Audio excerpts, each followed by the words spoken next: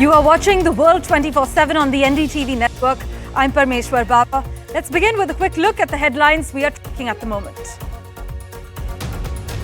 In the wake of a human trafficking racket busted in Cambodia, the Andhra Pradesh police has said around 300 Indians revolted against their handlers in Cambodia, leading to most of them being arrested in the foreign country.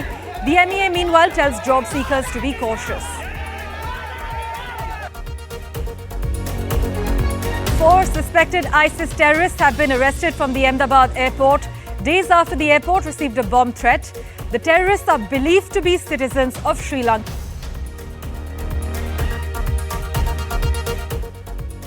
The European Council has approved the Artificial Intelligence Act, saying this law is the first of its kind and may set a global standard for the regulation of artificial intelligence. French President Emmanuel Macron is making a surprise trip to New Caledonia, the French Pacific territory that has been gripped by days of deadly unrest and where indigenous people have long sought independence. A Singapore Airlines flight hit severe turbulence over the Indian Ocean and descended 1,800 meters in a span of about 3 minutes, leaving a British man dead and more than 24 other passengers injured. That flight was then diverted to Bangkok. Vice President Jagdeep Dhankhar will be in Iran to attend the official ceremony to pay condolences on the demise of Iranian President Ebrahim Raisi, Foreign Minister Dr. Hossein Amir Abdullahian, and other Iranian officials who died in a helicopter crash. Now open in New York's SoHo neighborhood, the Banksy Museum hosts the world's largest collection of Banksy's life-size murals and artwork.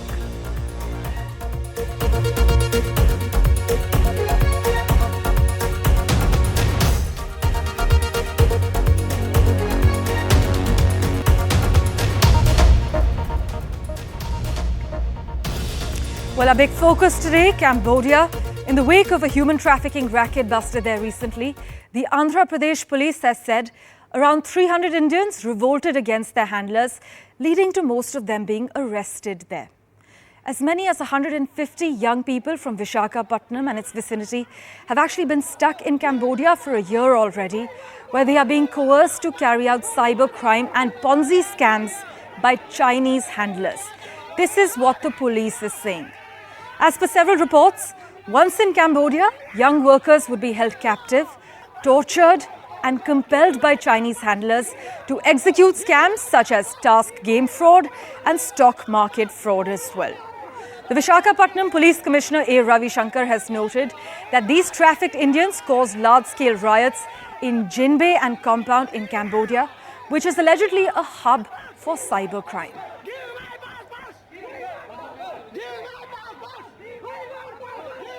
My colleague Mohammed Ghazali has been tracking the latest developments for us. He joins us live from outside the Cambodia embassy at the moment. Ghazali, the unfortunate saga of job seekers and unauthorized agents continues, much to our dismay.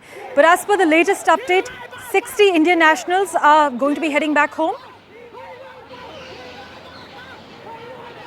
Yeah, today the Indian Embassy in Cambodia has informed and has shared details with their Cambodian counterparts there that these 60 Indian nationals who had revolted there because they were coerced into carrying out online scams and phishing scams, or what you call the spam callers here, who trick people and then dupe people, they will be rescued from there and will be sent back to India, and the Indian embassy there will be coordinating with them to issue travel documents as well. Now, this is not something which is new, but we have seen in the last couple of months there have been multiple such cases where Indian nationals were tricked into Southeast Asian countries for jobs, and then they were coerced by their handlers to carry out such a scam. In this particular case, this entire issue came to light when Visakhapatnam police received a complaint from a complainant saying it's sharing details about an online scam, and after the probe, there was one Indian national who was arrested in Hyderabad who had tricked people to Cambodia, and there the Chinese handlers coerced these people, the Indian nationals who were sent from Andhra to Cambodia for jobs, to carry out such phishing scams. And now, despite raising these issues multiple times, because in April as well, the Ministry of External Affairs had issued an advisory asking the job seekers to be aware of those agents who trick them into the Southeast Asian countries, and also not to get into any other sort of job rather than what is mentioned on their job letters. So this is what it has come to light now, that 60 Indians will be sent back to India after having revolted there because they were coerced to carry out these phishing scams from Cambodian soil. United Nations, by the way, had said last year that more than 1 lakh people had actually been trafficked into online scam centers as far as Cambodia is concerned. But as always, Ghazali, thanks so much for joining us with that live update. Labour and cybersecurity experts, meanwhile, have repeatedly warned that online job scams targeting desperate job seekers have been on the rise in India. But joining us for further clarity, immigration expert Rohit Sharma on the broadcast. Mr. Sharma, thousands of people, many with tech skills, have been lured by social media advertisements promising well-paid jobs, not just in Cambodia, but in countries like Laos and Myanmar as well, only to find themselves forced to defraud strangers worldwide via the internet. Have you seen a sort of pattern since the pandemic? Yeah, in fact, once again, thank you very much, Parmeshwar, for calling me on the show. Unfortunate news, but this is something, which is happening for the years and the decades now. I'm taking a bit of a liberty in pointing out here that it is just not, yes, Cambodia is beginning to become a center for these online frauds or so, but and it's not just post-pandemic or so. It is like it's the entire nexus is there. We are talking about, young kids. They are being lured up into these jobs, and remember, they are not going to a US or a UK. We are talking about Cambodia. They are being lured up to these kind of places where even they are being asked to pay salary. They are being given a salary structures of $500, $600, $700, giving certain amenities which are in fact I can bet you are even much below than what they are living here in India.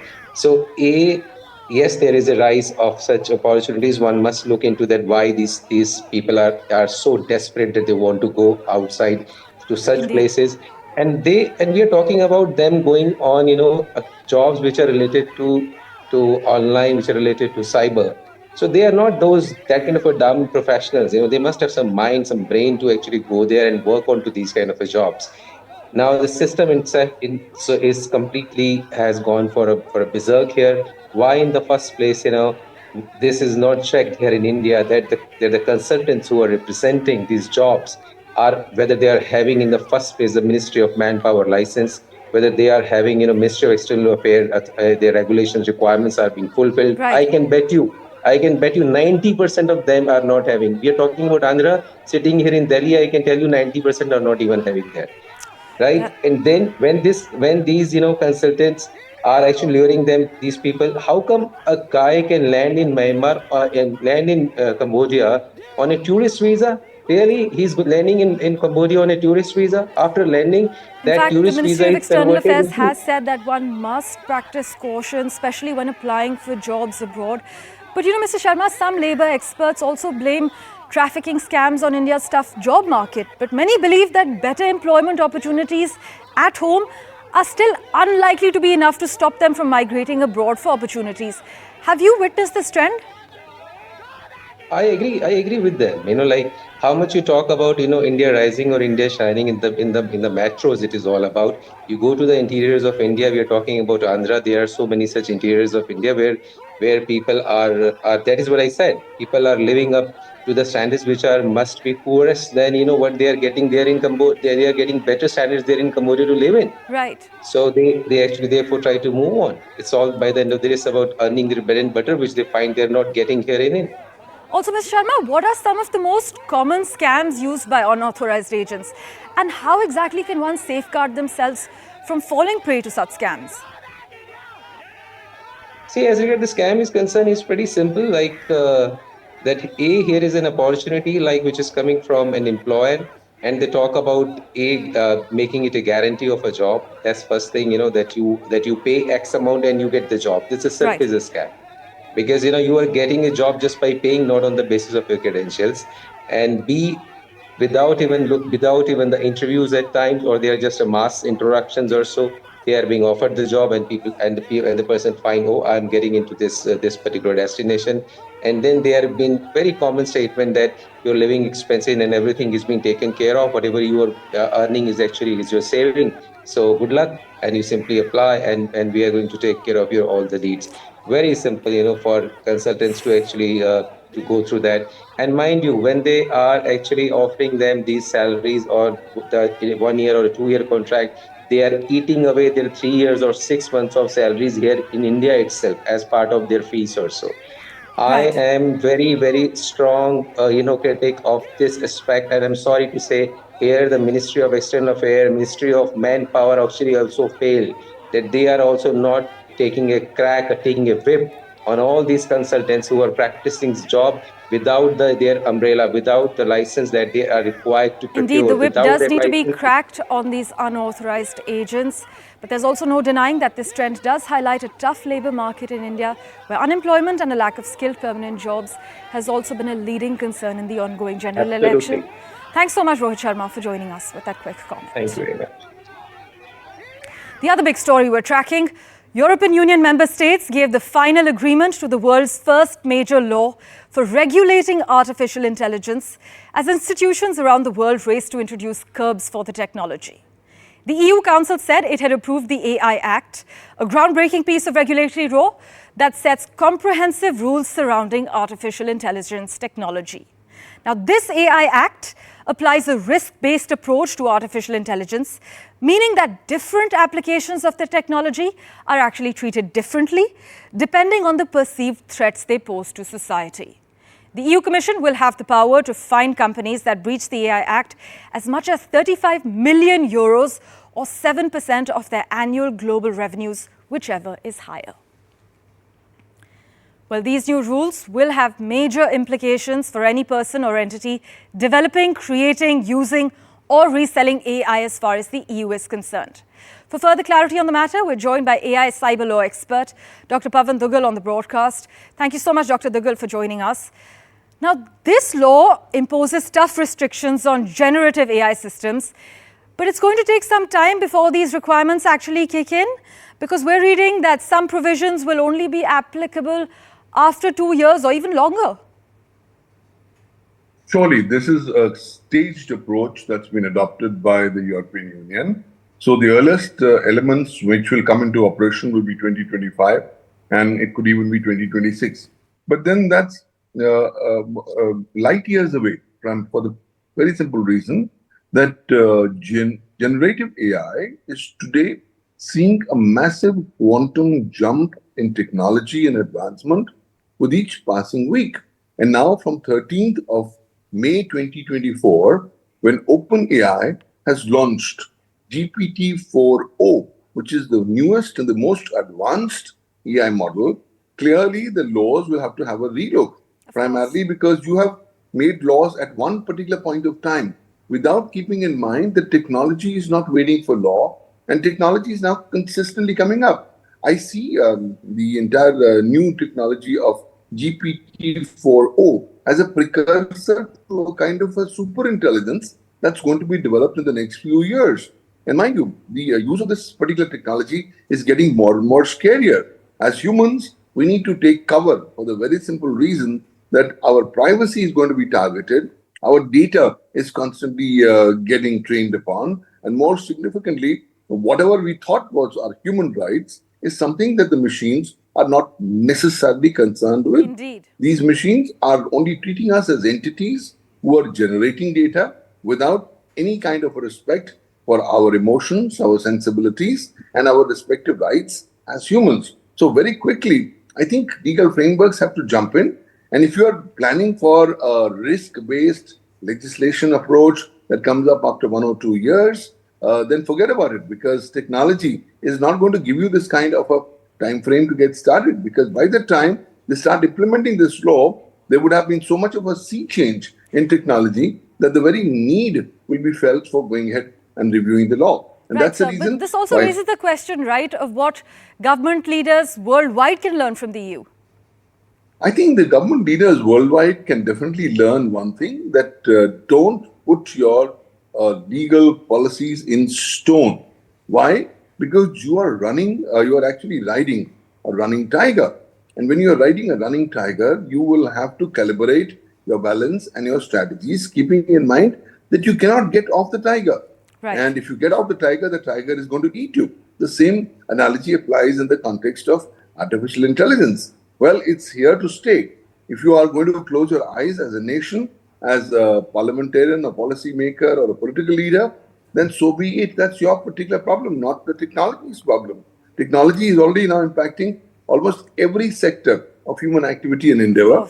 Therefore, a more prudent approach will be to look at low-hanging fruits, to come up with immediate principles that could impact for the regulation of AI. Today, there are huge issues. Number one, this particular AI is going to be used and is already being used for the purposes of breaching cyber security of computer systems and networks for the AI crimes. I think it's key, Dr. Dhankhar, that at this point we move fast as far as the regulatory framework for AI is concerned. But let's wait and watch how fast governments globally move on the AI regulatory front.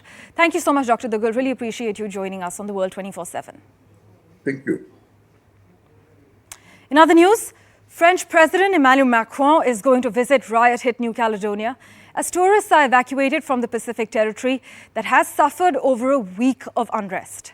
Now, the Pacific Territory of 270,000 people has been in turmoil since the 13th of May when violence erupted over French plans to impose new voting rules that would actually give tens of thousands of non-Indigenous residents voting rights. New Caledonia, a small overseas French territory in the South Pacific, has been rocked by violence over the past week, forcing French President Macron to declare a state of emergency and deploy hundreds of French troops. A visit to the region is also scheduled. Le gouvernement est donc pleinement mobilisé, comme je vous le souligne depuis le début des violences engendrées en Nouvelle-Calédonie. Et je vous annonce aujourd'hui qu'il a été annoncé par le président de la République en Conseil des ministres qu'il se rendra sur place. Il partira sur place dès ce soir pour y installer une mission. The violence began last week as New Caledonia's indigenous pro-independence Kanaks protested a recent bill in the French Parliament, changing a nearly three-decade-old accord. This bill gave voting rights to French residents who have lived in the territory for at least 10 years, violating the 1998 Noumea Accord, where only residents prior to 1998 could vote in the provincial polls. Fearing that their voting share would be diluted with this move, the Kanaks took to the streets, torching cars, looting shops, blocking roads, and cutting off access to medicine and food. So far, at least 6 people have been killed in the violence in the past week, including 2 police officers, and hundreds have been injured. New Caledonia is a crucial territory for France as it remains the world's 3rd largest producer of nickel, a critical material for making stainless steel, as well as batteries in electronic vehicles. With commercial flights shut in the region, Australia and New Zealand sent planes to evacuate roughly 3,000 tourists. For now, President Macron has said he will delay his approval of the bill, inviting representatives of New Caledonia to discuss a settlement. With Disha Bagchi, Parmeshwar Bawa for NDTV. The other crucial story we're tracking, Vice President Jagdeep Dhankhar will fly to Iran to attend an official ceremony to pay condolences on the death of Iranian President Ebrahim Raisi and Foreign Minister Hossein Amir Abdollahian in a helicopter crash. Meanwhile, President Draupadi Murmu and Prime Minister Modi have conveyed their condolences on the demise of Ebrahim Raisi. Also, our External Affairs Minister visited the Embassy of Iran on Tuesday to convey India's condolences on the loss. Ghazali is tracking the latest developments for us. He joins us live at the moment. Ghazali, so the Vice President will be representing India at Ebrahim Raisi's condolence ceremony in Iran? Yes, the Vice President, Mr. Jagdeep Dhankhar, will be flying to Iran as the funeral ceremony and will attend it in the national capital of Tehran. And in the Tehran University, the funeral prayers will be led by the Supreme Leader Ayatollah Khomeini. And yesterday, the national flag flew half-mast in the national capital because India had also observed 1 day of mourning for the death of the President Ebrahim Raisi as well as the Foreign Minister of Iran in that helicopter crash. Even as you mentioned, Foreign Minister Mr. S. Jaishankar also attended a condolence meeting at the Iranian embassy in New Delhi and also said that how India and Iran had deepened ties and it was a very sad occasion as the two top leaders of the country in Iran died in that helicopter crash. So Vice President will be flying today and will be attending the funeral ceremony in Tehran. As always, Ghazali, thanks so much for joining us with the latest. Meanwhile, 4 suspected ISIS terrorists have been arrested from the Ahmedabad airport days after the airport actually received a bomb threat. But the terrorists are believed to be citizens of Sri Lanka, and the Gujarat anti-terror squad made these arrests when they were allegedly waiting at the airport for their handler. The handler was supposed to give them the task, as per the information shared via our sources, but the police have also recovered encrypted chats from their phones. According to the sources, agents in Pakistan had promised them some weapons that they were likely to use in an attack, but the suspected terrorists were caught before that. जो आरोपियों के पास से हमने 2 phone recover किए, इन phone का forensic analysis किया जा रहा है, इसका डेटा एक्सट्रैक्ट किया जा रहा है और उसके आधार पे इन लोगों के आगे के प्लान या कोई डिलीटेड डेटा है उसके बारे में हम इन्वेस्टिगेशन करेंगे। साथ ही साथ तो ये मेल आईडी और एप्लीकेशंस जो थी सिग्नल जिससे कांटेक्ट में थे अपने हैंडलर के, उसको भी रिजोल्व करवाने की कोशिश की जा रही है ताकि हमें उनके हैंडलर का एग्जैक्ट लोकेशन और डिटेल्स पता चल पाए। इसके साथ ही साथ जिस पॉइंट पे ये वेपन की रिकवरी हुई है उस जगह के डंप डेटा का एनालिसिस किया जा रहा है ताकि ये वेपन रखने वाले की मतलब हम उसको चेक कर पाएँ। इसमें सभी सेंट्रल की इन्वेस्टिगेशन और इंटेलिजेंस एजेंसी जब इंट्रोगेशन में साथ में जुड़ी है, इसके साथ में दूसरे स्टेट्स की भी पुलिस इंट्रोगेशन में आई है। As always, news and updates continue on NDTV. We're stepping into a very quick break for now.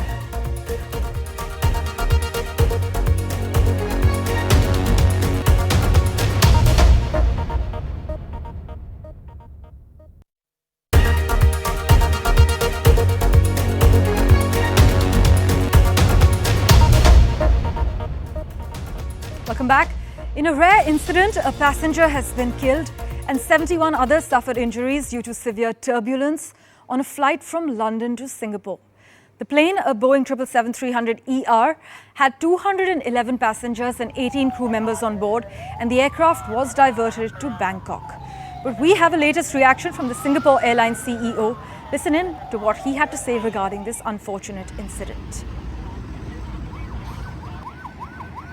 Yesterday, approximately 10 hours after departure, Singapore Airlines flight SQ321, operating from London Heathrow to Singapore, encountered sudden extreme turbulence over the Irrawaddy Basin at an altitude of 37,000 feet.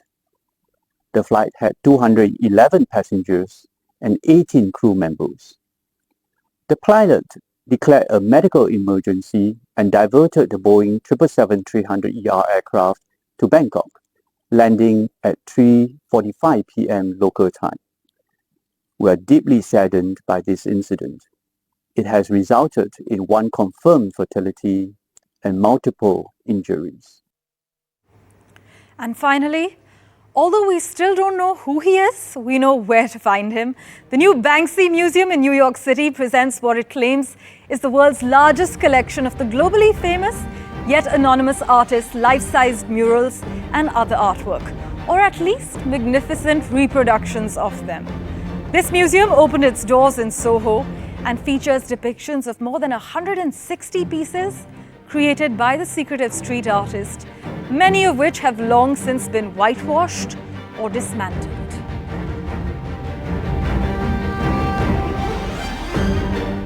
Well, thank you for investing your time in watching this edition of The World 24/7. We'll keep tracking the latest for you. Do stay tuned.